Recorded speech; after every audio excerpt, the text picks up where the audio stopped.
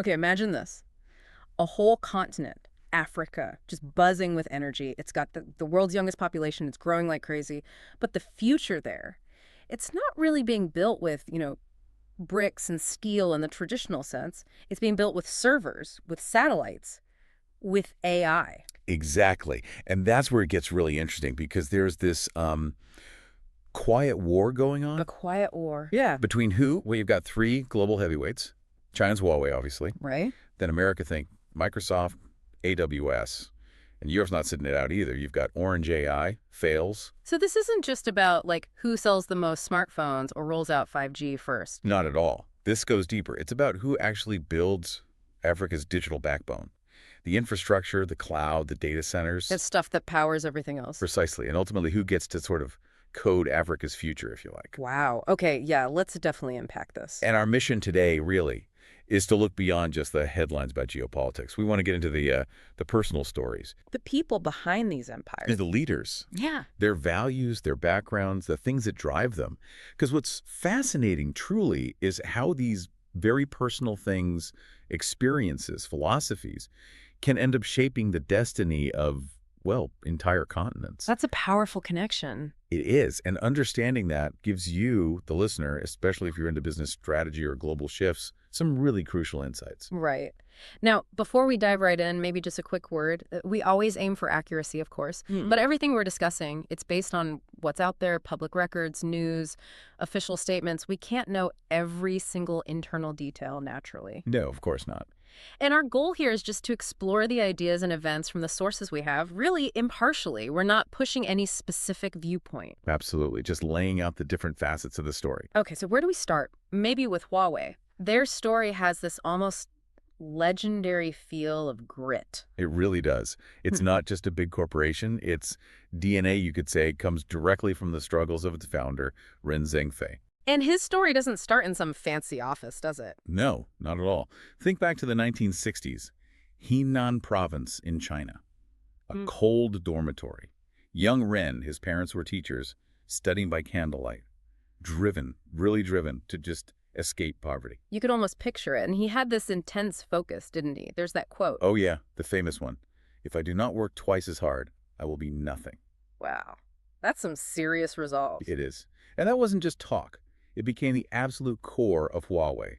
Plus, his time in the People's Liberation Army that instilled discipline, sacrifice, loyalty. Values that you still see in the company today, arguably. Absolutely. So then, 1987, he starts Huawei with, what was it, 21,000 yuan? Barely 5,000 US dollars back then. Tiny. Tiny. And the mission from day one, fiercely nationalistic. It was about freeing China from relying on Western tech. Okay, so connecting that ambition.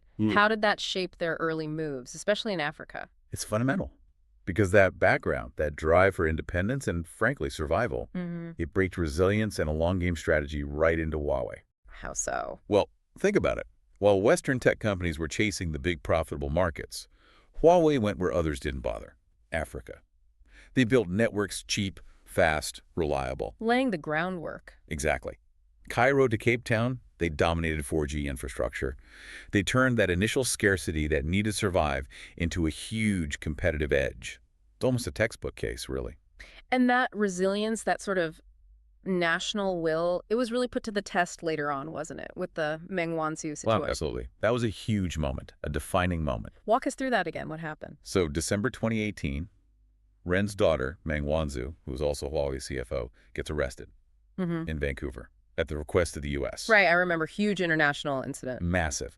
And she spent 3 years under house arrest. Now, this wasn't just a legal fight. It became symbolic. Beijing saw it as, Western hostility. And inside Huawei. It was seen almost like a martyrdom. Think about the emotional impact of that. Meng herself was incredibly defiant. She said something like, "They can confine me, but not Huawei's future." Powerful stuff. Very. And her return to China in 2021, greeted by huge crowds, it just cemented this image, especially in places like Africa, of Huawei being the face of China's resistance to Western pressure. So the takeaway for, say, a strategist listening to this. It's about how profoundly personal struggle, family sacrifice, national identity, how these things forge a company's brand, its global image, and its ability to just endure incredible pressure. It's way beyond just balance sheets. What a story.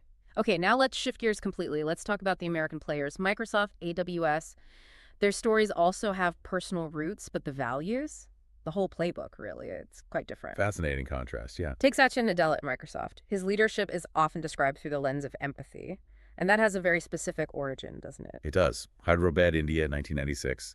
His son Zain was born with severe cerebral palsy, and Nadella himself has spoken about how this profound personal experience fundamentally changed him, taught him empathy. Became a cornerstone of his leadership, you could say? hmm There's that quote of his, "It's not what happens to you, it's how you respond that matters." And his response at Microsoft was pretty dramatic. He took over in 2014. Right, when Microsoft was seen by some as stagnating a bit, maybe too focused inward. And he pivoted hard to cloud-first innovation.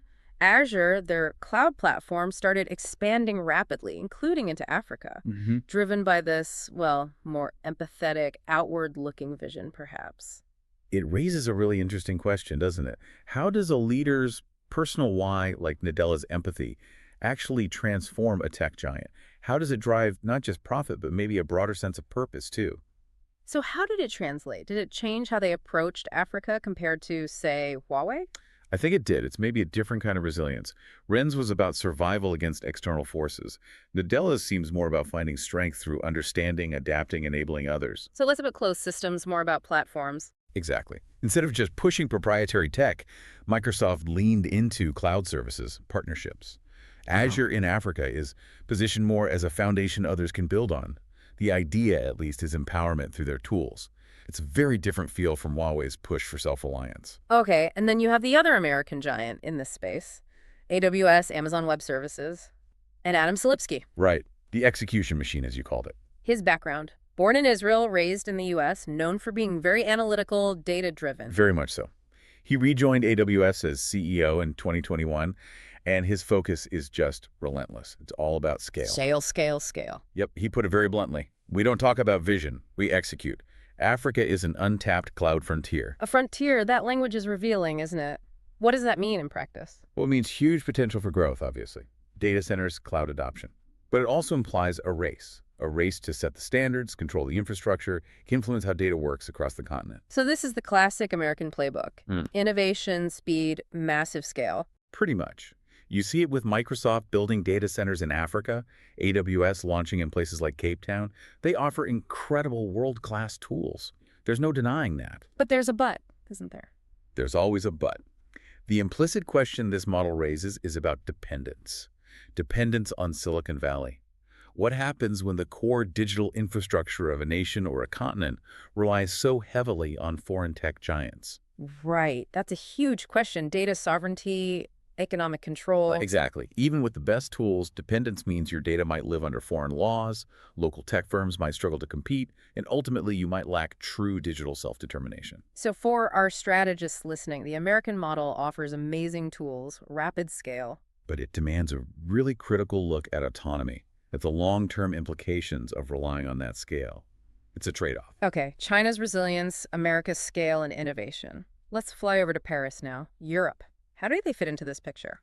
Europe. They bring another really fascinating dimension. They try to foreground values, sovereignty, in a pretty distinct way. Let's talk specifics. Christel Heydemann at Orange. Right. CEO since 2022. First woman to lead Orange, France's big telecom player. She's an engineer by background, known for being pragmatic, analytical. And her mission. She's very focused on making sure Europe matters in the AI age. Yeah. But specifically regarding Africa, she's put down a marker. Which is? She said quite clearly, Africa deserves sovereignty. Technology must empower, not enslave. Empower, not enslave. That's strong language. It is. And then you have Patrice Caine at Thales, Europe's defense tech giant. His perspective is almost military strategic. How so? For him, AI isn't just about business. It's about control, ethics, security. He's got this quote, "We cannot outsource the future of civilization to others." Wow. So Europe is really trying to carve out this values-based position. Explicitly. They talk about values-based capitalism. What does that mean? It means pushing for strong data privacy, like GDPR. It means ethical AI guidelines trying to ensure fairness, transparency, and it means pushing for digital sovereignty. So keeping data local, under local laws? Ideally, yes. Ensuring nations control their own digital destiny, rather than just being customers of foreign systems. When Heydemann says empower, That's the kind of partnership she's likely envisioning. One where the African nation stays in the driver's seat. That sounds appealing, especially, as you said, in a post-colonial context. It resonates, definitely. But here's the tough question, maybe. The European challenge. In this super fast, super competitive race for Africa's AI future, can these ideals actually compete? Can they stand up against the sheer American money and Chinese muscle? That is the critical question, isn't it? It's a huge challenge. Is it just too slow, too idealistic, maybe? It could be seen that way. It requires a different kind of sell. It means defining your value beyond just price or speed. It's about offering trust, security, genuine partnership. So the takeaway for strategists here is about differentiation. Exactly. Can you build a compelling case based on values, on ethical leadership, on local empowerment, even if it means maybe not capturing market share quite as fast? Yeah. It's a long-term bet, really, a gamble that those principles will win out eventually. Okay, so we've got these three distinct approaches swirling around Africa. China, resilience, independence. America, innovation, scale, speed. Europe, values, sovereignty, ethics. So what does this actually mean for Africa? Put yourself in the shoes of a government minister, say in Accra or Abuja or Addis. You've got these three very different pitches landing on your desk. It's a huge decision. And Africa itself isn't monolithic, obviously. We're talking 55 nations, 1.4 billion people, the youngest population on Earth. You've got booming fintech in Nigeria, smart cities planned in Rwanda. It's incredibly dynamic. Absolutely. So that minister, facing those choices, it boils down to this really profound question, doesn't it? Whose future are we buying? Exactly. And connecting that back to the bigger picture. This isn't really about cloud services anymore. No, it's about power. Fundamentally, who has it, who benefits, whose vision wins out? Because let's be clear, whoever builds Africa's digital spine, they're shaping its destiny. There's no way around that.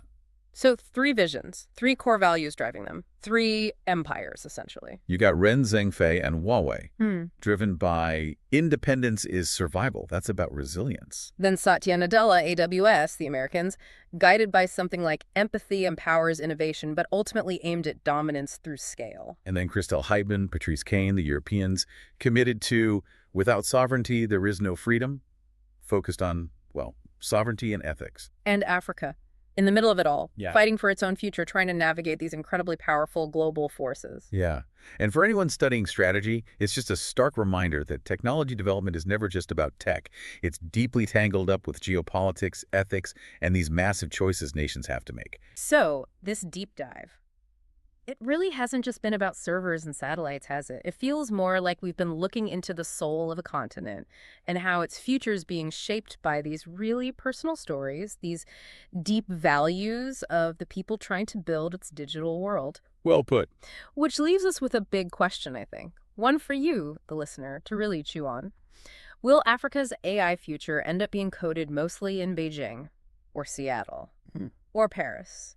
Or will Africans themselves manage to grab the keyboard decisively and write their own destiny? And maybe one final thought to take away from all this. Yeah.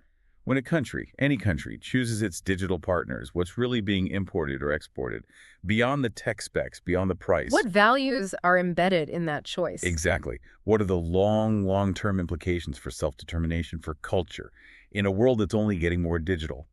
It's something worth thinking about long after this conversation. Absolutely. A lot to consider there. Well, I hope this deep dive gave you some You've been food for listening thought, to maybe Empire encouraged and you to Legacy, look a bit deeper at the African Business technologies shaping all our lives. Our hosts are Zuri Mwangi and Kwame Adeyemi. Thanks so much for joining us on the Subscribe to deep the podcast on Spotify, Apple, or your favorite podcast platform, and share this episode with fellow business leaders. We're back each week sharing more stories about the exciting business rivalries shaping the future of business across Africa. Empire and Legacy is essential listening for business professionals and leaders. Be sure to subscribe to be the first to know when new episodes are released. Until next time.